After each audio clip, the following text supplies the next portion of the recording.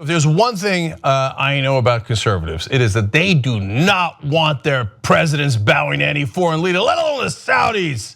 I know this because back when Obama was accused of doing it, there was great outrage over it. They said back then, this was Fox News headline, Obama's apparent bow to Saudi king outrages conservatives. Outrage. How dare he? They said it was, quote, and Washington Times did, an extraordinary protocol violation. Extraordinary. Let's show you the picture back then of Barack Obama.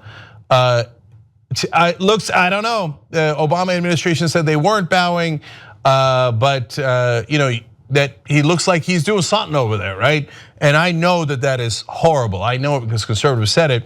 So, in fact, the guy who said it most, Donald Trump, let's go to him. He said, the amateur. First, Obama was caught bowing to the Saudi king, but now the president of Mexico. It's one thing that Trump won't do, that's bowing, that's for sure. So, you won't see any of that in this video. No, you won't. Okay. So back then, Weekly Standard says about Obama, American presidents do not bow before foreign dignitaries, whether they are princes, kings, or emperors. Won't stand for it, right? 2009 GOP political ad, they even ran an ad on this, and saying Obama, quote, he begs and pleads and bows.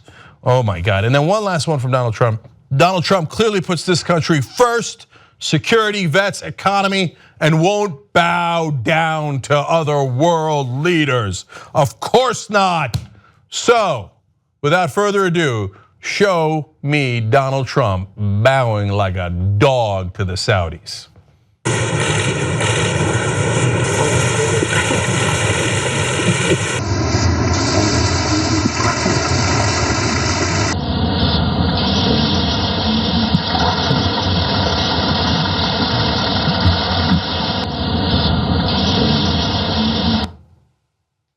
Sad.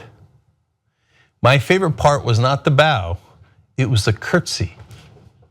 He did the bow and then Wasik did, oh yes, yes.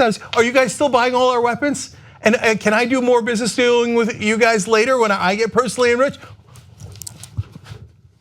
What happened now? What happened now? I thought you weren't gonna bow, Donald. All of a sudden you're bowing. No, when you ask conservatives, they say, no, I don't believe my lying eyes. I don't believe it. So here's a new headline from conservatives.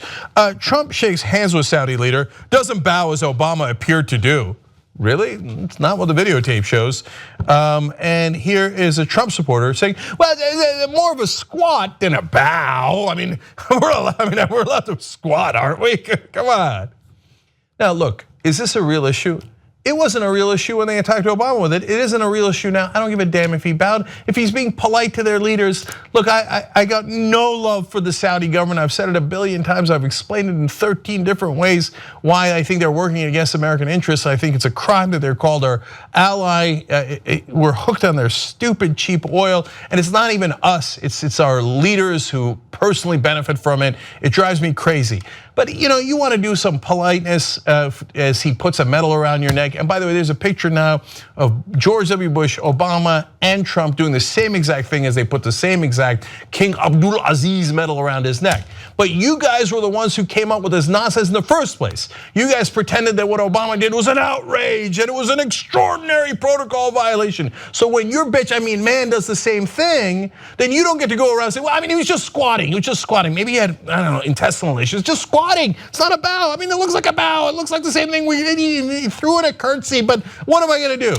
Just admit it. You make up nonsense controversies, and when your guy does the same thing, you come up with BS excuses. I will give credit in a completely unexpected way, and this is probably the first time it's ever happened, to Roger Stone, who I disagree with on everything else in the world. He at least had the decency to point out that, of course, it was a bow, and he wrote on Twitter, candidly, this makes me want to puke. Okay, at least be honest about it. So he's getting the same damn medal that all the other guys got, and he's doing the same bow that everybody else did.